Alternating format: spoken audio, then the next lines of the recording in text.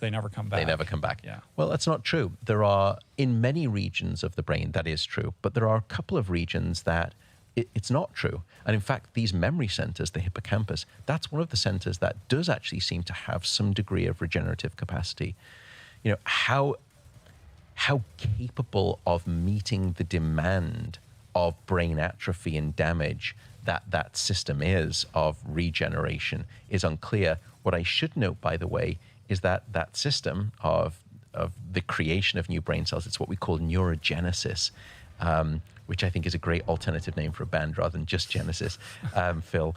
You know, if you deprive a rat of sleep, it fails to have the regulation of that neurogenesis. You lose the capacity for neurogenesis when you are underslept. So it becomes this self-fulfilling negative vicious cycle of prophecy that if you are not getting sufficient sleep, those brain cells start to deteriorate and atrophy. And then the one thing that could help you get them back is the one thing that you keep depriving yourself of. So you lose even the salvation of the sort of the salvaging, sorry, I should say, of that. Yeah. Wow. You mentioned pilots traveling from time zone to time zone. On top of that, I want to talk about the medical profession, because herein, you know, lie the greatest irony. These people who are dispatched with, you know, tending to our health, have this, you know, complete myopic perspective when it comes to prioritizing sleep in their own profession. And there's this systemic, you know, kind of infrastructure set up that prioritizes lack of sleep. These residents who have to work these 30-hour shifts, this legacy of an old tradition that was set in stone long ago and continues, like, unbelievably to, you know, be the standard operating procedure today, which is unbelievable. And I loved how you told the history of this guy Halstead, right? Yeah. who basically was a hard ass back in at the turn of the century and just said, this is the way we're going to do it. And today we still do it in the manner that he kind of established back then. But it turns out he was like a raging cocaine addict. That's right. Yeah. So William Halstead was the guy who set up the first resident training program in the United States at Johns Hopkins University. And, you know, it's called a residency for a reason, because you're going to become a resident. You're going to live in the hospital. Right. And he was known for being able to go these heroic long stretches without needing sleep. People were stunned, and he expected his junior residents to match him in that. And gradually, after his death, it emerged the reason why he was able to do that. Halstead, in his early career, was actually studying the anesthetic properties of cocaine. And unfortunately, he started to use cocaine himself, and he became an accidental addict. And that was how he was able to just go days straight, without seemingly, you know, needing sleep. So, and apparently set the expectation that everybody else should be able to manage it the way that he was. To go the same degree. Now, there were stories where people would say, you know, he would, in the operating theater, he would have to go and take a break because he was saying he was not feeling well. He was sweating a lot. He seemed to be cold, and he would have to go take a break. And, you know, it was because he was detoxing during the long surgery, so he had to go and administer again. And there were even stories. So he knew that he was an addict, and he sought to go into rehab under a different surname. And at the time, they were treating cocaine addiction with morphine. Right. Oh, no. And unfortunately, what happened is that he came out of that rehabilitation program with no resolution to his cocaine addiction, but now he had a heroin addiction. Right.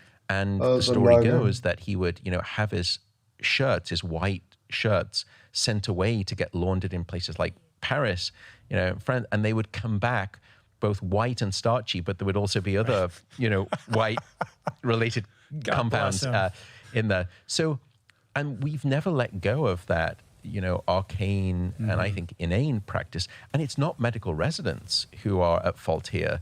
You know, you speak to any of them, and none of them will tell you that that's what I want to be doing. Yeah. You know, and I've had conversations with a dear friend called Peter Attia, who went through the medical practice, he's a wonderful medical doctor, and he describes, you know, some shocking history with a lack of sleep. And the statistics are just damning. Firstly, what we know is that medical residents who have performed a 30-hour shift will make 460% more diagnostic errors in the intensive care unit. Secondly, we know that if you're going to have elective surgery, let's say, and your surgeon has slept less than 6 hours in the previous 24, they're 170% more likely to cause a major surgical error, such as rupturing a blood vessel or, damaging or puncturing an organ. And the irony is that a medical resident who's worked a 30-hour shift, when they get back in their car to drive home at the end of their shift, they're 168% more likely to get into a car crash, now returning to the accident and emergency room from which they probably came, but now as a patient rather than a doctor. And, I've tried with many other people to lobby the medical institute or institution and try to understand why is this the case. And I think some of it has to do with the old boys network, that it's almost like a hazing that, we went through it, so you have to do it.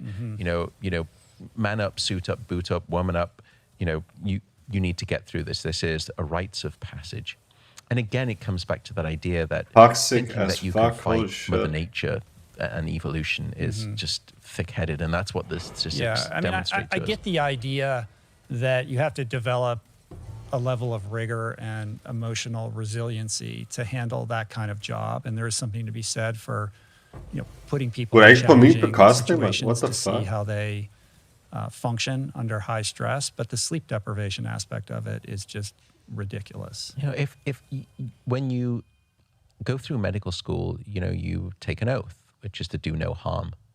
And then you're placed under conditions of insufficient sleep that statistically will guarantee that you will do more harm than if you were sleeping or working, let's say, just a 16-hour shift. Yeah. And one of the I think some of the pushback that you receive or I've received is, look, my mind's made up, don't confuse me with the data. Right. And you think, okay, right. You're the scientist. What can I do? You're the doctors. Isn't this self-evident? And one of the arguments, though, I think that has some legitimacy, is that of continuity of care, that if you are flip-flopping back and forth between a resident every 6 hours, I get that. The continuity of the patient care can decrease. But then I thought about that argument for a long time, and then I looked at a number of medical the medical systems throughout the world, and I asked, how long does it take to train their residents, and how good is their medical care? And what I found is that there are places like New Zealand, France, Switzerland, they all have their residents working no more than 16 hours. And their quality of healthcare is actually ranks far better in the worldwide statistics than the United States. So you can't tell me that you can't train an individual within 5 years or less at a reasonable amount of sleep and not maintain high quality of medical practice. Right.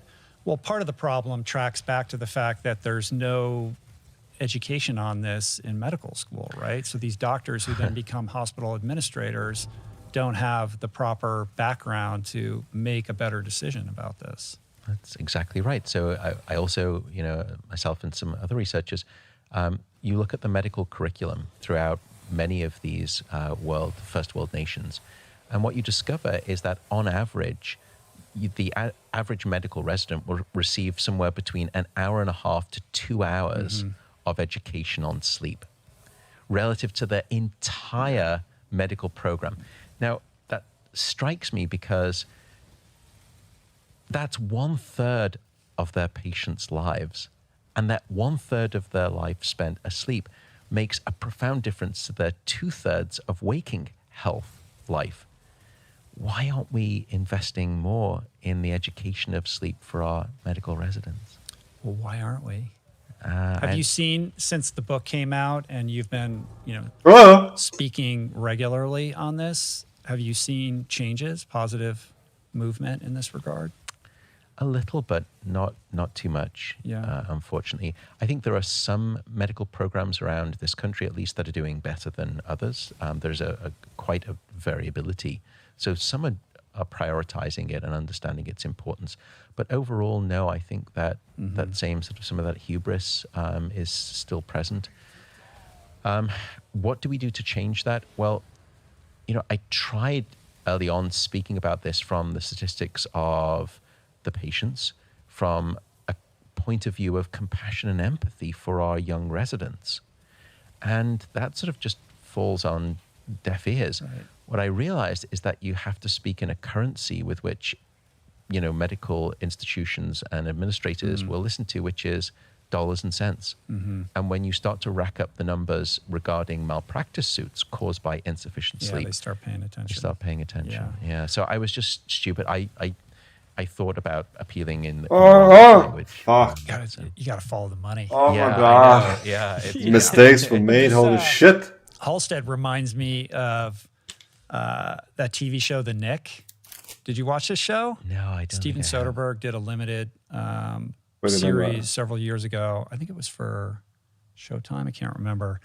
But it's about this surgeon played by Clive Owen at the turn of the century. It's literally 1900.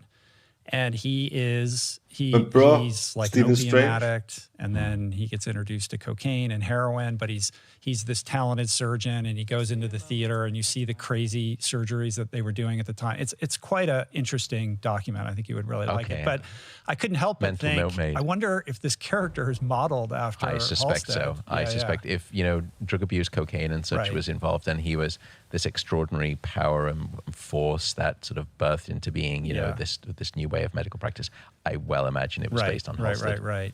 Well, the relationship between substance abuse and addiction and sleep deprivation is another way in on this, in this terrain. I mean, when you have all these doctors who are being compelled to stay up so late, they're going to find exogenous ways of, enhancing their ability to do their jobs. And the treatment center that I went to many years ago was known for having lots of doctors and pilots, like the two people that you completely, sort of divest yourself of all control over to, right? And I just remember being struck at how many surgeons and pilots were in this treatment center, right? Like there was a brain surgeon who was a morphine addict, and there was all kinds of pilots that were addicted to Vicodin. There were anesthesiologists that were fentanyl addicts. They would steal it when they would not use the entire vial, and they were using them primarily so that they could function in their job capacity. That's right. Yeah. That's how it starts. To sort of try to come,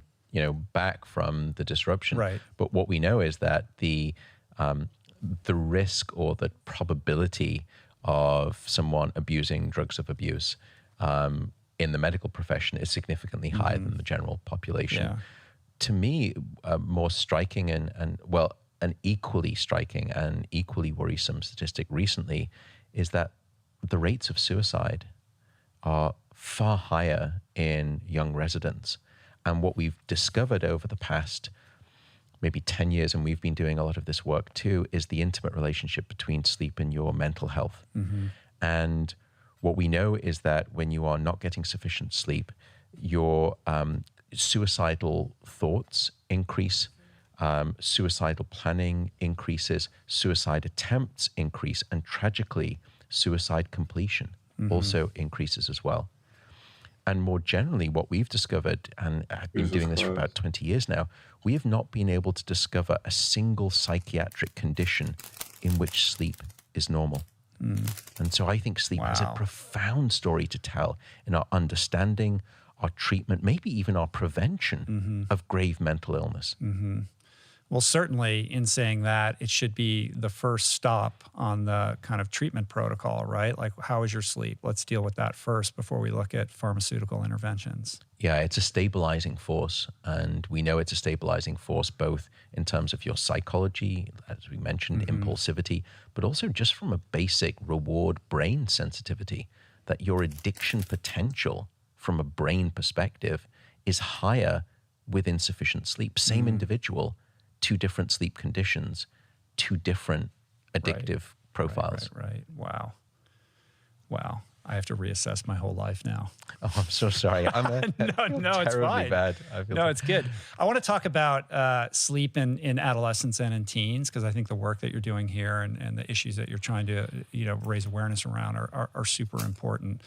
The implications of chronic sleep deprivation in young people, the relationship to early school hours, and how this plays out in terms of academic potential and the mental health implications that you just mentioned. Yeah, so there's been a remarkable amount of work looking at this issue of early school start times, this incessant model of marching back the school clock hours. And the summary of the evidence, really, I think it goes the following. Firstly, we see that when you shift schools to a later school start time, so when you do a causal intervention, what happens? Firstly, academic grades increase, truancy rates decrease, psychological and psychiatric referrals also decrease. But what we also discovered is that the life expectancy of those students increased. And you may think, well, hang on a second, how does that work? Well, the leading cause of death in late stage adolescent teens is actually not suicide. It's road traffic accidents. And here sleep matters enormously. And there was one good example, I think it came from Teton County in Wyoming. They shifted their school start times from around 7:30 in the morning to just before 9 o'clock in the morning. The only thing more remarkable than the extra hour of sleep that those kids reported getting was the drop in road traffic accidents. That following year, after the time switch, there was a 70% reduction in car crashes in students 16 to 18. Statistically unbelievable. It blows my mind. Now, statistically, you can give a relevance to that. Think of the advent of ABS systems in cars, anti-lock brake systems that stop your wheels from locking up under hard braking. That dropped accident rates by around 20 to 25%, and it was deemed a revolution. Yet here is a simple biological factor, giving our kids the sleep that they need, that will drop accident rates by up to 70%. So if our goal as educators truly is to educate and not risk lives in the process, then we are failing our children in a most spectacular manner with this to just before 9 o'clock in the morning. The only thing more remarkable than the extra hour of sleep that those kids reported getting was the drop in road traffic accidents. That following year, after the time switch, there was a 70% reduction in car crashes in students 16 to 18. Statistically unbelievable. It blows my mind. Now, statistically, you can give a relevance to that. Think of the advent of ABS systems in cars, anti-lock brake systems that stop your wheels from locking up under hard braking. That dropped accident rates by around 20 to 25%, and it was deemed a revolution. Holy Yet shit. here is a simple biological factor. Giving late stage adolescent teens is actually not suicide. It's road traffic accidents. And here sleep matters enormously. And there was one good example, I think it came from Teton County in Wyoming. They shifted their school start times from around 7:30 in the morning to just before 9 o'clock in the morning. The only thing more remarkable than the extra hour of sleep that those kids reported getting was the drop in road traffic accidents. That following year, after the time switch, there was a 70% reduction in car crashes in students 16 to 18. Statistically unbelievable. It blows my mind. Now, statistically, you can give a relevance to that. Think of the advent of ABS systems in cars, anti-lock brake systems that stop your wheels from locking up under hard braking. That dropped accident rates by around 20 to 25%, and it was deemed a revolution. Yet here is a simple biological factor, giving our kids the sleep that they need, that will drop accident rates by up to 70%. So if our goal as educators truly is to educate and not risk lives in the process, then we are failing our children in a most spectacular manner with this incessant model of early school start times. When sleep is abundant, minds flourish. When it's not, they don't. Right. There's so much education, I think, that needs to be done in this area. As a parent of two teens, I've got 4 kids, 2 older boys. Any parent knows how difficult it is to wake up a young adolescent in the morning and the frustration that comes with that. But what I've come to better understand by dint of your work is how crucial sleep is for that developing brain. And during COVID, we have one child, our younger child, who's being homeschooled right now. We've let her sleep in as long as she wants. And we don't start her first class until noon. And so she's getting a ton of sleep. But if you even tried to wake her up at 9 o'clock, I mean, just forget it. You're going to spend the next hour and a half trying to get this kid up. So clearly there's a reason why that state of sleep is so deep, right? Like that it is crucial in this developing, in this developing mind. Yeah. And, we often have that classic idea of, a parent at the weekend pulling the sheets off, the teenager, ripping open the curtains and saying, you're wasting the day. But firstly, what we know is that it's not their fault, because during that adolescent transition, there is a biological shift in their 24-hour rhythm that they now want to go to bed later and wake up later. Mm-hmm. So asking a teenager to wake up at 7 o'clock in the morning and operate and conduct themselves with good grace and be able to learn effectively is like asking an adult to wake up at 3:30 or 4 in the morning and be the best version of yourself. If I was to wake up at 3 o'clock in the morning and come through to the kitchen, or we were both awake, I'd have to say to my partner, I would say to her, look, darling, and she would say, like, why are you so moody? I'm just not the best version of myself because I've woken up too early, and she will definitely tell you that. But I think it's the same, misgiving, because we don't understand how sleep works with our teenagers. And so putting them in the school at that time, 7 or 8 in the morning, essentially is, educating them amnesic. Right. They are, at that stage, they are leaky sieves, and what will go in will just come out the other side. So that's the first thing that's happening. It's not their fault. It's just their biology. And then second, at the weekend, they're trying to sleep off a debt that we've lumbered them with during the week because of these early school start times. And if you ask parents, if you sort of question parents of teenagers, what proportion of parents think that their teen is getting sufficient sleep? And more than 70% of them say, I think my teen is doing fine. I think they're getting the sleep that they need. When in reality, less than 15% of those teens are actually getting the sleep that they need. So there is a parent-to-child mismatch in sleep understanding. And as a consequence, there is a parent-to-child transmission of sleep neglect. Parents don't see it. They don't understand it. And so, in 15 or, 10 or 20 years' time, that teenager, lo and behold, seems to have amnesia.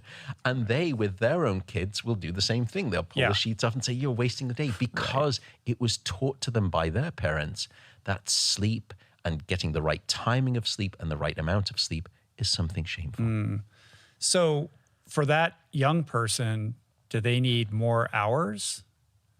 They do. So, so the 8-hour rule doesn't really apply. No, that's for adults. Yeah. And in fact, the brain doesn't stop developing until it's about 25 years old. 25 years old, yeah. And sleep plays a critical role in what we call brain plasticity, which is modeling the brain.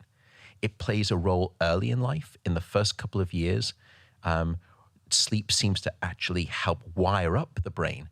So it's almost like sleep at that time of life comes in to a new neighborhood. And like an internet service provider, it wires all of those homes with high-speed fiber optic cables. But then later in life, that's when during the teenage years, we've actually realized which homes are using the high bandwidth and which homes aren't really sort of drawing on that sort of, that broadband speed. And so then the role of the brain, it goes from expanding and creating lots of connections, which is called neurogenesis, to then actually synaptic pruning, which is where we now have to make the brain efficient for adulthood. We sculpt away the unnecessary and we keep the necessary. And sleep performs that role too in later teenage Holy years. shit. And as a consequence, if you are chronically undersleeping a teenager, you're effectively stunting brain development. And no one would wish that for their child. Right. No So one would. you impede neurogenesis. So there's fewer pathways to choose from. Yeah, if and then you- as you age, then you're selecting. You're basically, you have less to choose from, right? So you're just limiting the brain's capacity to do its job well. So early in life, in the first 5 or so years, you want to sort of, it's almost spray and pray attitude, a little bit like in investing. You just, gift all regions of the brain lots of connections. And then you let experience and time teach the brain which highways and sort of tributaries and avenues and lanes would you like to keep and which should be removed. So now, as you shift later in life, it's all about efficiency. Let's get this brain efficient. Because right now, when you've got this too much